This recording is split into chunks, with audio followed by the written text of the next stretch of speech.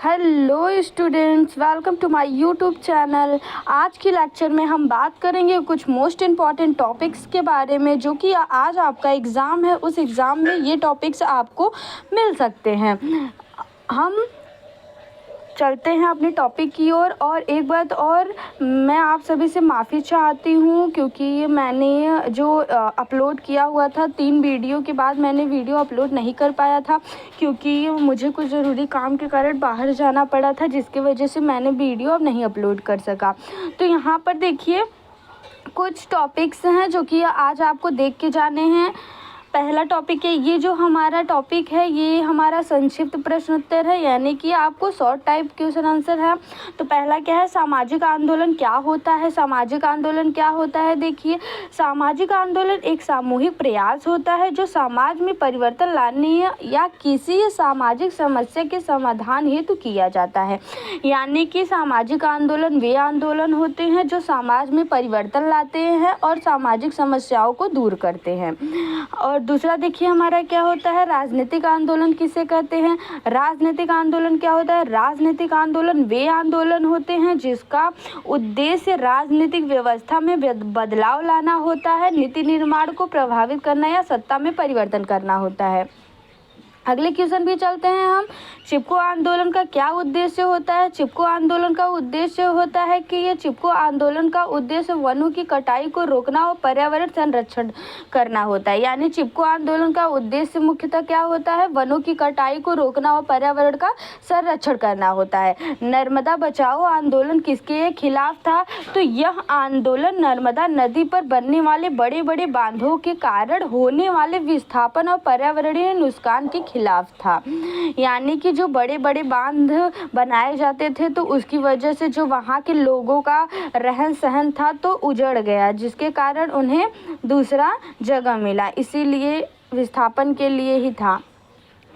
देखिए पांचवा क्वेश्चन क्या है हमारा, दलित पैंथर्स आंदोलन किसके अधिकारों के लिए था। तो उत्तर देखिए, यह आंदोलन दलितों के सामाजिक, राजनीतिक और आर्थिक अधिकारों की रक्षा के लिए शुरू किया गया था। अगला देखिए क्या है, महिला आंदोलन का मुख्य उद्देश्य क्या था। महिला आंदोलन का मुख्य उद्देश्य महिलाओं को समान अधिकार, न्याय, स्वतंत्रता दिलाना था। सातवां क्या है हमारा, भारत में हरित क्रांति के विरोध में कौन सा आंदोलन हुआ।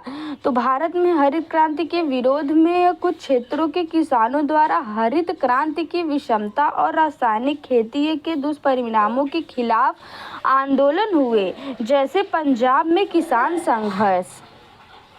यानी कि देखिए क्या कह रहा है, ये कुछ क्षेत्रों में किसानों द्वारा हरित क्रांति की विषमता और रासायनिक खेती के दुष्परिणाम के खिलाफ आंदोलन हुए। यानी कि ये क्या हुआ था, रासायनिक खेती के दुष्परिणामों के खिलाफ हरित क्रांति हुआ था। आठवां क्या है हमारा, देखिए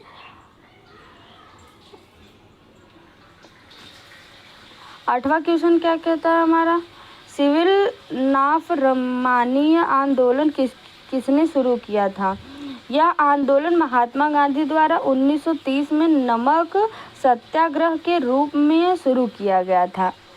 यह आंदोलन महात्मा गांधी द्वारा 1930 ईस्वी में नमक सत्याग्रह के रूप में शुरू किया गया था। नमक सत्याग्रह के रूप में कौन सा आंदोलन शुरू किया गया था, तो सिविल नाफरमानी आंदोलन शुरू किया गया था। ठीक है, यहाँ तक आपका हो गया। अगला क्वेश्चन देखते हैं हम क्या कहता है। ये सब पूरा शॉर्ट टाइप क्वेश्चन आंसर है।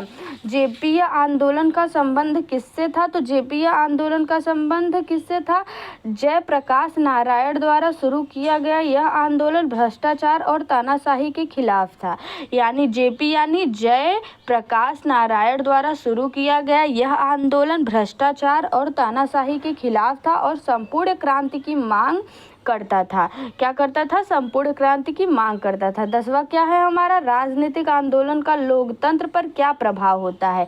यानी कि राजनीतिक आंदोलन जो था उसका लोकतंत्र पर, लोगों पर प्रभाव क्या पड़ता है। तो लोगों पर क्या प्रभाव पड़ता है, राजनीतिक आंदोलन तंत्र को जागरूक करता है, उत्तरदायित्वता पूर्वक बनाते हुए, लेकिन कभी कभी यह अराजकता भी फैला सकता है। यानी कि मुख्य रूप से क्या कह रहा है ये कि राजनीतिक आंदोलन का लोकतंत्र पर यह प्रभाव पड़ता है कि यह लोकतंत्र को जागरूक बनाता है और उत्तरदायित्व पूर्वक बनाता है।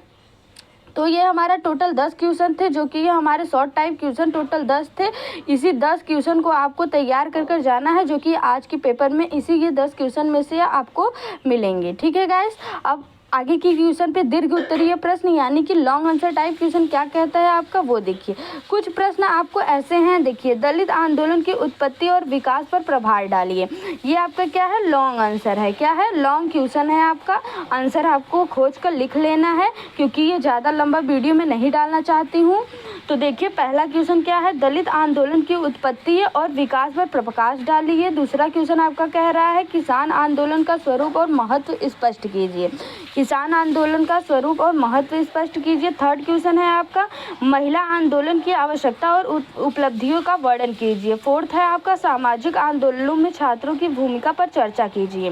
फिफ्थ है आपका किसी एक पर्यावरण आंदोलन का उदाहरण देकर उसकी सफलतापूर्वक मूल्यांकन कीजिए। यानी पर्यावरण आंदोलन, 2 पर्यावरण आंदोलन चलाए गए थे। फर्स्ट क्या था, पहला क्या था, एक नर्मदा बचाओ आंदोलन, और दूसरा क्या था, चिपको आंदोलन। नर्मदा बचाओ आंदोलन क्या था, नर्मदा बचाओ आंदोलन वे आंदोलन था जो कि ये नर्मदा नदी पर बन रहे बड़े बड़े बांधों के विरुद्ध हुआ था। इस बांधों की वजह से ये विस्थापना हुआ था। और चिपको आंदोलन क्या था, चिपको आंदोलन पेड़ के कटाई के बचाव के लिए चालू किया गया था।